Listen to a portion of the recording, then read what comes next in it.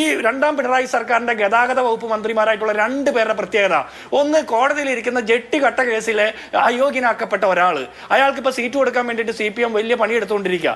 രണ്ടാമത്തെ ആള് സ്വന്തം മുറിയിൽ ഭാര്യയ്ക്ക് കടന്നു പോരാൻ പറ്റാത്ത അത്ര ഗതാഗത കുരുക്കുണ്ടാക്കിക്കൊണ്ടിരിക്കുന്ന കാര്യത്തിൽ പരമാവധി പരസ്ത്രീകളെ വിളിച്ചു കയറ്റുന്ന തിരക്കിൽ ഉള്ള യോഗ്യനായിട്ടുള്ള പരമയോഗ്യനായിട്ടുള്ള ഗണേഷ് കുമാർ. എന്തായാലും ഈ ഗതാഗത വകുപ്പ് എന്തായാലും മെച്ചപ്പെട്ട പ്രവർത്തനമാണ് നടത്തിക്കൊണ്ടിരിക്കുന്നതെന്ന് നമുക്കറിയാം.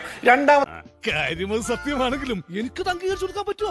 മന്ത്രിയുടെ രാജിക്ക് അത് മേടിക്കാനുള്ള ആർജവും ശേഷിയും പിണറായി വിജയൻ ഇല്ല എന്ന് നമുക്ക് ഈ ദിവസങ്ങളിൽ ബോധ്യപ്പെട്ടു. അത് സരിത കേസിലായാലും ശ്രീവിദ്യ കേസിലായാലും യാമിനി തങ്കച്ചന്റെ പരാതിയിലായാലും ഒക്കെ അന്ന് പിണറായി വിജയൻ ഉന്നയിച്ച ആരോപണങ്ങൾ ഇന്ന് അദ്ദേഹത്തിന് പറയാനുള്ള ശേഷി പോലുമില്ല. ഇപ്പോൾ അദ്ദേഹത്തിന്റെ പുതിയ ഭാര്യ ബിന്ദുവിന്റെ ആരോപണം വന്നിട്ട്, അതുപോലെ തന്നെ അദ്ദേഹത്തെ കുറിച്ച് കുറച്ചു കാലം മുമ്പ് ശ്രദ്ധിക്കപ്പെട്ട ഒരു വാർത്ത വന്നത് കാരണവർ വധക്കേസിലെ പ്രതിയായിട്ടുള്ള ജീവപര്യന്തം തടവിന് ശിക്ഷിക്കപ്പെട്ട ഷെറിന്റെ ജയിലിന് പുറത്തേക്കുള്ള വഴിയൊരുക്കിയത് ഗണേഷ് കുമാർ ഇടപെട്ടിട്ടാണെന്നുള്ള ആക്ഷേപം വന്നു. അതിലൊന്നും ഒരു നടപടി സ്വീകരിച്ചില്ല. കാരണം അങ്ങനെ ഏതെങ്കിലും തരത്തിൽ നടപടി സ്വീകരിച്ചാൽ ഗണേഷ് കുമാർ വാ തുറന്നാൽ സരിതയുടെ കത്തിന്റെ നീളം കൂട്ടി ഉമ്മൻചാണ്ടിയെ ബലിയാടാക്കിയതിന്റെ ഗൂഢാലോചനകൾ മുഴുവൻ പുറത്തു പറയുമെന്നുള്ള ഭയമാണ് പിണറായി വിജയനെ വേട്ടയാടുന്നത്. സ്വാഭാവികം. ഇന്നത്തെ ചർച്ചയിൽ എന്താ അഭിലാഷ് CPMന്റെ പ്രതിനിധികൾ വരാത്തത്? ഞാൻ ഈ ചർച്ചയിൽ പങ്കെടുക്കുന്നതിന് മുമ്പ് മറ്റ് ചാനലുകൾ കൂടി പരിശോധിച്ചു. CPMന്റെ പ്രതിനിധികളില്ല. CPMന് നേരിട്ട് ഒരു ബന്ധവുമില്ലാത്ത ഗണേഷ് കുമാറിന്റെ പെണ്ണ് കേസിനെ കുറിച്ച് ചർച്ച ചെയ്യാൻ എന്തുകൊണ്ട് അവർക്ക് ധാർമ്മികമായിട്ട് അവകാശമില്ലാതെ പോകുന്നത്? ഗണേഷ് കുമാറിന്റെ ഈ കേസ് ചർച്ച ചെയ്യാൻ എന്തുകൊണ്ടാണ് CPMന് ധൈര്യമില്ലാതെ പോകുന്നത്? അതിന് കാരണം ഈ തോന്നിവാസം മുഴുവൻ ചെയ്യുന്ന ഗണേഷ് കുമാറിന്റെ കക്ഷത്തിലാണ് പിണറായി വിജയന്റെ തലയിരിക്കുന്നത്.